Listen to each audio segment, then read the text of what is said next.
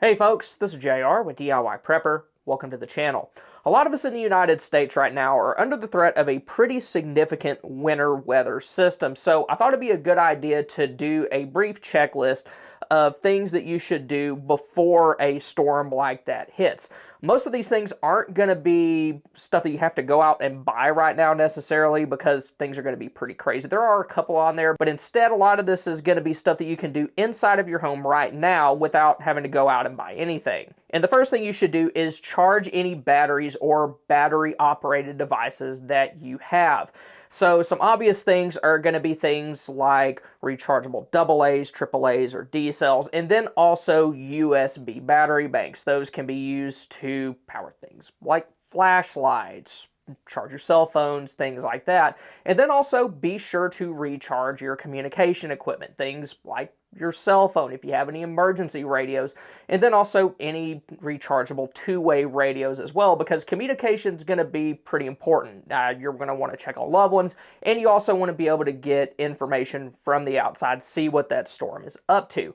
Then also, if you have a solar generator, of course, go ahead and top that off as well. You want to be able to hit the ground running and have as much power at your disposal as you can. And then also don't overlook other things like your laptop. Now, you're probably not going to be worried about writing work emails if you're snowed in and you lose power, but some of those laptops have some pretty significant batteries on them. Things, especially like larger MacBook Pros, big gaming laptops. If you have anything like that, chances are there's a pretty substantial capacity in that. So go ahead and top those off so at the very least you can use them to recharge your other devices. Now, one thing that you will have to go out and buy if you haven't done so already is additional fuel. So start off by going and topping off any gas cans that you have. Be sure that your cars have a full tank of fuel, and then also try to top off any propane tanks that you have. And this is where having your own tanks is a big advantage because you don't have to mess with a propane exchange. You can just go and maybe even just get a small amount of fuel added to what you already have. And since most folks do the exchanges, you might actually have a better chance of getting those tanks filled up if you own them and they don't have some sort of weird proprietary system on them like some of the exchange tanks that prevents them from being filled up. Next thing you want to do is have a place set up for your pets. If you have dogs that stay outside or cats, whatever the case may be sure that you have a place for them to go. We don't have any dogs anymore, but when things got cold like this, we would set up a place for them in the garage. They'd have food, they'd have water, they'd also have things to kind of help them stay warmer. And if you have any larger livestock, there's a good chance that you have a fair amount of experience taking care of those animals in these sorts of conditions, but just go ahead and go through your own checklist for that. Next, go through your preps and get out everything that you think that you may need. A lot of us, our preps are kind of spread out different places. Maybe we have some in our garage, maybe there's some in a storage shed, maybe a room in our house, some closets. But go ahead, get things like your food and water out. Make sure you know where that is. Any other pieces of equipment that you may need, things like heaters, dust those off, do whatever you need to do to get them in good running shape. But also be sure to get your blankets out because those, of course, can be used to help you stay warm, can give you more insulation on your bed, but also they can be used to do things like help create microclimates.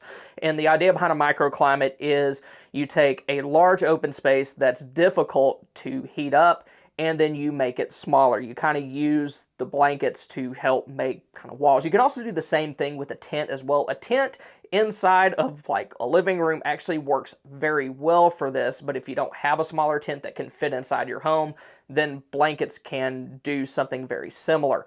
Also, take a look, make sure you know where your utility shutoff tools are. The main thing for this is your water because, of course, when temperatures start to drop, then pipes burst, and if you have that going on, you want to be able to shut the water off to your home very quickly. May also be a good idea to go ahead and locate where your water shutoff is. A lot of folks have a main kind of valve out in their yard, and maybe use some sort of flag, like a little, like kind of like what they use to mark off utilities if they're going to be doing any digging or any utility work. Use one of those flags to mark where that utility box is so that you know where it is. In case something happens, you can get to it much quicker. Also have important safety equipment like fire extinguishers and fire blankets set aside and ready to go. It's very unfortunate, but a lot of the times during situations like these, fires become a very, very big problem because people are using things like candles, propane space heaters, cook stoves, and lots of other things that they aren't really familiar with the safety protocols for. And then there's a lot more house fires, apartment fires, things like that. Just have those things handy so that if something does happen, you can act quickly to take care of them. Then kind of not necessarily a safety thing, but try to cover certain things like maybe your grill or even your car with a tarp so that you can clean it off a little faster if you need to use it. Then of course, if you have other things like snow shovels or other like winter related tools, go ahead, find those, set them aside so that they're easy to get to when you need them. Next thing you want to do is fill up your bathtub and other containers with water. Your bathtub is going to be a great option just because it holds so much. Even if you don't have something like an Aquapod that can help keep that water clean, at the very least you can use it for flushing toilets. That was a huge issue during the 2021 Texas ice storm a few years ago. People's water went out because of burst mainline pipes, and they were having to go out and melt snow just to flush their toilet. But if you have water set aside in your tub, and then even non-food grade buckets, you can keep water in those for that same purpose. Then if you have like larger pots, pitchers, even crock pots that you can fill up with water, then go ahead and do that. Even if you have water set aside, because it's better to have more water than you need than to go through all of your water storage and then be scrounging or trying to melt snow. Another thing you want to do is test your gear. Start with bigger things like generators. If you have one of those and it's had fuel sitting in it for a while, you haven't fired it up, then there's a very good chance that it may not start. So go ahead, go out, test those generators, make sure that they'll fire up, and if they don't, go ahead and take care of that issue now before all the snow starts falling. I touched on this a second ago, but be sure your propane space heaters are working as well. Then also check your smoke alarms, your carbon monoxide alarms, things like that. Be sure that they're working. And if it's been a while since you've changed out the batteries in those, then go ahead and swap them out for some fresh ones. And even though this isn't a safety issue, another thing you may want to take care of is your dishes and your laundry. If you lose water and if you lose power, you don't want to start off at the very beginning of that with huge piles of dirty stuff all over the house to begin with. So take care of that, especially the things that you could realistically expect to use. Like when it comes to clothing, be sure to have your blankets washed. A lot of times those just sit on shelves all year, and they're going to be dusty and nasty when you pull them down. If you have allergies, that'll just make the whole thing much more miserable, so go ahead and wash those. And then also any cold weather clothing that you may want to use that you haven't touched in a while. And even if you're not going to like do a full wash, just maybe dust off any coats or anything that's been hanging up in your closet. Then outside your home, if you have a driveway and some salt, go ahead and treat that driveway.